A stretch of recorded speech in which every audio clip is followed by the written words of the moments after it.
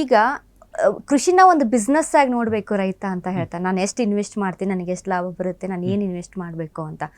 ಅದ್ರ ಜೊತೆಗೆ ಈಗ 1 ಎಕರೆ ಒಬ್ಬ ರೈತನಿಗೆ ಇರುತ್ತೆ. 1 ಎಕರೆಯಲ್ಲಿ ಇವೆಲ್ಲ ಸವಾಲುಗಳ ನಡುವೆ 1 ಎಕರೆಯಲ್ಲಿ ಆ ರೈತ ಲಾಭವನ್ನ ಪಡೆದುಕೊಳ್ಬೇಕು ಅಥವಾ ಏನೇನೆಲ್ಲ ಬೆಳೆಗಳನ್ನ ಬೆಳಿಬೇಕು ಅಂತ ನೋಡಿದ್ರೆ ಯಾವ ಪ್ಲಾನ್ ರೂಪಿಸ್ಕೊಳ್ಬಹುದು? ಓಕೆ, ಈ ಸಮಗ್ರ ಕೃಷಿ ಅಂತ ಕರಿತೀವಿ ಮೇಡಮ್ ಅದನ್ನ. ಸಮಗ್ರ ಕೃಷಿ ಅಂದ್ರೆ ಏನಂದ್ರೆ ನಿಮ್ಗೆ ಒಂದು ರೈತ ಒಂದನೇ ಮೇಲಿನ ಡಿಪೆಂಡೆನ್ಸಿಯನ್ನು ಬೆಳೆಸ್ಕೊಳ್ಳೋ ಬದಲು ಡಿಫ್ರೆಂಟ್ ಆಗಿ, ಇವಾಗ ನಮ್ಮ ಗುರುಗಳಾದಂಥ ಸುಭಾಷ್ ಪಾಲೇಕರ್ ಅವ್ರದ್ದು ಒಂದು 5 ಲೇಯರ್ ಮೆಥಡ್ ಅಂತ ಇದೆ. ವರ್ತೂರ್ ನಾರಾಯಣ ರೆಡ್ಡಿ ಅವರು ಒಂದು ಇದನ್ನ ಹೇಳ್ತಾರೆ, ಅಥವಾ ಹಲವಾರು ಅವ್ರವ್ರದ್ದು ಓನ್ ಸ್ಟ್ರಾಟಜೀಸ್ ನ ನೀವು ಪ್ಲೇ ಮಾಡ್ಕೋಬಹುದು. ಸೊ ಫಸ್ಟ್ ನಿಮ್ದು 1 ಎಕರೆ ಜಾಗ ಇದೆ ಅಂದ್ರೆ ಫಸ್ಟ್ ಏನ್ ಮಾಡ್ಬೇಕಂದ್ರೆ ಸುತ್ತಲೂ ಕೂಡ ಒಂದು ಟೀಕ್ ಆಗ್ಲಿ ಅಥವಾ ಮಹಾಗನಿ ಆಗ್ಲಿ ಅಥವಾ ಸಿಲ್ವರ್ ಆಗ್ಲಿ ಎನಿ ಫಾರೆಸ್ಟ್ರಿ ಪ್ಲಾಂಟ್ ಹೋಗ್ಬೇಕಾಗುತ್ತೆ. ಇದರಿಂದ ಏನಾಗುತ್ತೆ ಅಂದ್ರೆ ನಿಮ್ಗೆ ಒಂದು 20 ವರ್ಷ ಅಥವಾ 30 ವರ್ಷ ಆದ್ಮೇಲೆ ರೈತ ಅಥವಾ ನಾರ್ಮಲ್ ಆಗಿ ಇಂಡಿಯನ್ ಏನು ಕ್ಲಾಸ್ ಆಗ್ತಾನೆ, ಒಂದು ಹೆಲ್ತ್ ಎಮರ್ಜೆನ್ಸಿ ಬಂದವಾಗ ಅಥವಾ ಮದುವೆ ಅಥವಾ ಮನೆ ಕಟ್ತವಾಗ ಸಾಲಗಳು ಮಾಡ್ಕೊಂಡು ಆ ಸಾಲಗಳ ಸುಳಿಯಲ್ಲಿ ಸುಕ್ಕಾಕೊಳ್ತಾನೆ. ಸೊ ನಿಮ್ಗೆ 20 ಅಥವಾ 30 ವರ್ಷ ನಿಮ್ ಮಗುನು ಅಥವಾ ಮಗಳು ಬರ್ತಡೆಗೆ ನಿಮ್ಗೆ 100 ಮರ ಹಾಕೊಂಡಿದ್ರು ಕೂಡ ನಿಮ್ಗೆ 10,000 ಹೋಯ್ತು ಅಂತ ಅನ್ಕೊಳ್ಳಿ. ಲೋಯೆಸ್ಟ್ ನಿಮ್ಗೆ 10 ಲಕ್ಷ ರೂಪಾಯಿ ಆದಾಯ ಬರುತ್ತೆ 100 ಮರದಿಂದ. ಸೊ ಆ ಥರ 200-300 ಹಾಕೊಂಡಾಗ ಮಲ್ಟಿಪ್ಲೈ ಆಗುತ್ತೆ. ಸೊ ಅವ್ರಿಗೊಂದು FD ಅನ್ನೋದು ಇರುತ್ತೆ. ಫಸ್ಟ್ ಬದುಗಳಲ್ಲಿ ಅರಣ್ಯ ಕೃಷಿಯನ್ನ ಮಾಡಬೇಕು.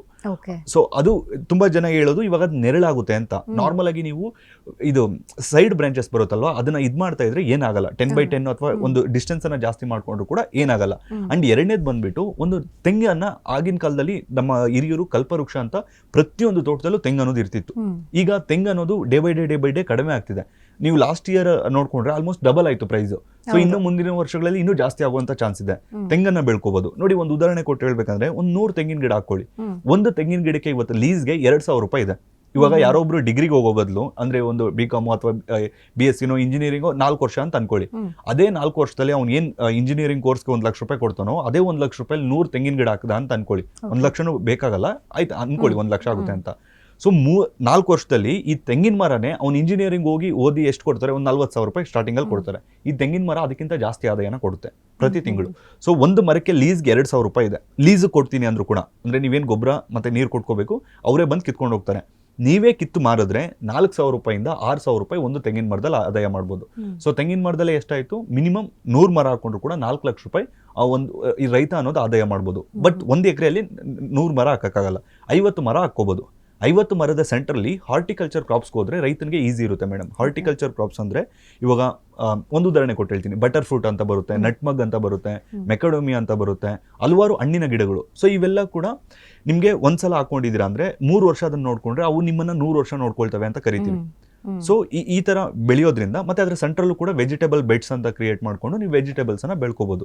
ಸೊ ಒಟ್ನಲ್ಲಿ ಸಿಂಪಲ್ ಆಗಿ ಹೇಳ್ಬೇಕಂದ್ರೆ ಸಮಗ್ರ ಕೃಷಿಯನ್ನ ಮಾಡಬೇಕು. ಅಂದ್ರೆ ಒಂದು ರೈತ ಬದುಗಳಲ್ಲಿ ಫಾರೆಸ್ಟ್ರಿ ಪ್ಲಾಂಟ್ಸ್ ಹಾಕೋಬೇಕು, ಹಾರ್ಟಿಕಲ್ಚರ್ ಪ್ಲಾಂಟ್ಸ್ ಇರಬೇಕು, ಕೋಳಿಯನ್ನು ಸಾಕಬೇಕು, ಕುರಿಯನ್ನು ಸಾಕಬೇಕು, ಮೇಕೆ ಹೈನುಗಾರಿಕೆಯನ್ನು ಕೂಡ ಮಾಡಬೇಕು. ಸೊ ಹಿಂಗ್ ಮಾಡಿದವಾಗ ರೈತ ಲಾಸಸ್ ಅನ್ನೋದು ಕಡಿಮೆ ಆಗುತ್ತೆ. ಇವೆಲ್ಲದಕ್ಕಿಂತ ಸಿಂಪಲ್ ಆಗಿ ಹೇಳ್ಬೇಕಂದ್ರೆ 1 ಎಕರೆ ಇದೆ ಅಂದ್ರೆ 1 ಎಕರೆನ 4 ಭಾಗ ಮಾಡ್ಕೊಳ್ಳಿ.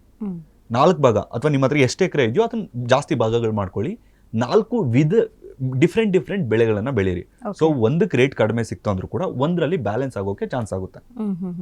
ಸೊ ಈಗ ಅಂದ್ರೆ ನಾವು ಎಲ್ಲೇ ಒಂದು ಬೆಳೆಯನ್ನ ಬೆಳಿತೀವಿ, ನಂದು ಬರೀ 1 ಎಕರೆ ಇದೆ ಅಪ್ಪ, ನಾನು ಏನ್ ಮಾಡಕ್ ಸಾಧ್ಯ, ಅವ್ರದ್ದು 100 ಎಕರೆ ಇದೆ, 10 ಎಕರೆ ಇದೆ, ಅವರೆಲ್ಲ ಶ್ರೀಮಂತರು ಅಂತ ರೈತ ಥಿಂಕ್ ಮಾಡ್ತಾರೆ. ಬಟ್ ಇರೋ 1 ಎಕರೆಯಲ್ಲೇ ವೈಜ್ಞಾನಿಕವಾಗಿ ಯಾವ ರೀತಿಯಾಗಿ ಬೆಳಿಬೇಕು ಅನ್ನೋದನ್ನ ತಿಳ್ಕೊಬೇಕು ಮೊದಲು ರೈತರು.